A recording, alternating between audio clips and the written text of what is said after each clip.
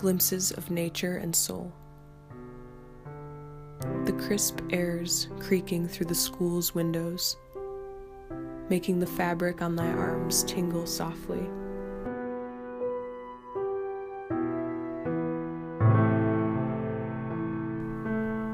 The sun, a glorious orb, trying to pierce through the misty white shadows to touch any surface visible on our planet.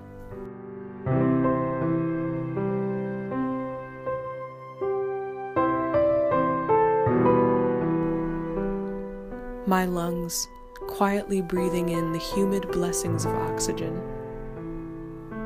Eyes weary from thy nature, and stare to marvel its work provided by a higher spirit.